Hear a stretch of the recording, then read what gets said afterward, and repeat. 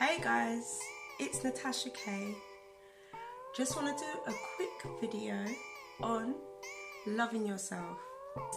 In order for us to go on this adventure and enjoy it and embrace it and to conquer it, I believe that we need to overcome some of the negative self-talk.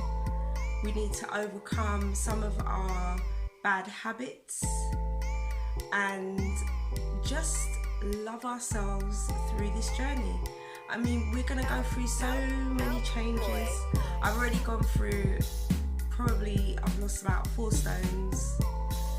I don't know how much that is in pounds. I'm old school, so I do things in stones and pounds, not kilograms. I'm 8 months post-op and I had a gastric bypass. It was probably one of the best decisions I ever made because it's made me have to look at the things that I find uncomfortable because I want to be a success in this. And I know that there's many stories of people that aren't successful.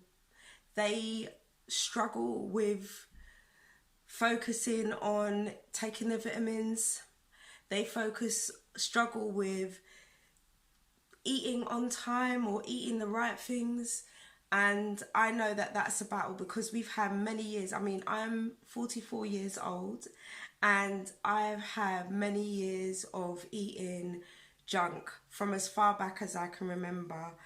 Sweet things were my weakness, and fizzy drinks and just anything that is not good for you. Fast food, you name it. So I've had to try to do an about turn. I mean, before bypass, I already used to supplement. So supplementing wasn't really an issue for me. It was just an extension of what I already did. So it wasn't too difficult doing that for me. But for some people, I know it's very difficult supplementing, and the amount of tablets sometimes we have to take. I mean, I know that they on the market now, they have tablets that are specifically designed for bariatric patients that incorporate everything in one tablet, which I think is amazing. But I like to supplement, so I take things separately and in higher doses because I just don't want to have certain issues as I get older. I mean, for this very same reason that I had the bypass is the reason why I make sure that my supplementing is on point. But I'm not going to lie that sometimes my eating goes a bit crazy, and that is something that I'm trying to deal with because I know that a lot of my eating issues is linked to my emotions. So like I said, it's loving yourself is a journey, not a destination. This is a forever thing. And if you really take it on board, then you will do it knowing that in the long run it's best for you. It's not going to kill you. It's something that is going to help you. So embracing the whole concept of loving yourself and why we previously haven't loved ourselves. And I've heard a lot of people on the net. I don't mind not being popular, but to be honest, I've heard a lot of people say, "Oh, I haven't got a problem. I just love food." But I'm like, shouldn't you love yourself more than you love food? You know, we all like the taste of things, but if it's to the point where your weight is so much that you're not able to do certain things and that you're actually hurting your health or you have health problems, I don't understand how saying that you can love yourself and it's just about food, because to me that sounds like addiction. That sounds like when I've met some people that say they love weed or they love smoking marijuana, and they say that they can stop it at any time, but they just like it. You know, to me, that doesn't make any sense. That means you've got a problem, but you just don't want to admit that you've got a problem, you know. But I suppose we are all at a different stage in our development, in our journey, and I don't judge those that are saying that they are struggling or whatever, but I definitely believe that it would be great if the health professionals helped people to kind of look at the fact that it is a bit of a problem, you know. Even, I mean, I remember going into surgery and they were saying to me, oh, you're not that big, you know. Like, you have got nothing to worry about when it came to the LRD, because you wasn't that big anyway. But to me, what does that mean? You know, my BMI was 41%. That's big. That's like more than it should be. So at the end of the day, you know, you can't compare me to another person. We're all individually different. The way I gain weight is different to another person's gaining weight. But the main point I'm trying to make is that we need to go on that journey of self-discovery, of love. It is amazing to go on that journey. And I must say, I started the journey a long time ago. And to be honest, like many of us,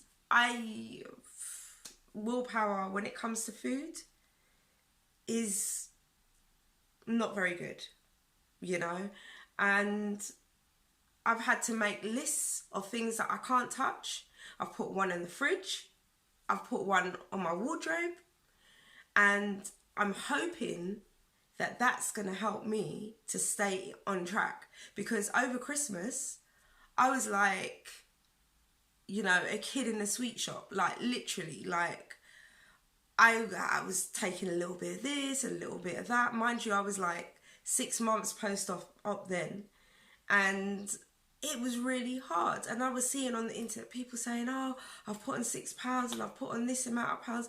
And like, it's just time for us to give ourselves a little bit of love, you know. Not just about how we look, but really like spend time examining the areas of our lives where we're unloving. And I can definitely vouch for it. Like, I put my children first before everything. And they're not little kids. I've got a 24-year-old and a 21-year-old. They're not little children. But I put them before myself even sometimes. And that's not healthy, you know. They may not think that I do, but in my mind, I'm constantly thinking about what they're doing, how are they, you know, what are they doing today? Is it productive? Is it not productive? It's unhealthy. It's unloving to myself, to the point where I run myself ragged in my brain that I end up just not doing stuff for myself, you know. And I vowed to myself this year, 2018, that is going to be different. I am not going to spend all of my time being concerned and consumed with what everybody else is doing. Because how helpful or productive is that? Where am I going to get in loving myself like that? It's time to get back to Natasha. Who is Natasha? What does Natasha need? What is the love language that Natasha needs? What is my love language? How do I give it to myself?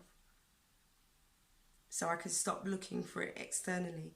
Stop filling that hole that's has a need to be filled.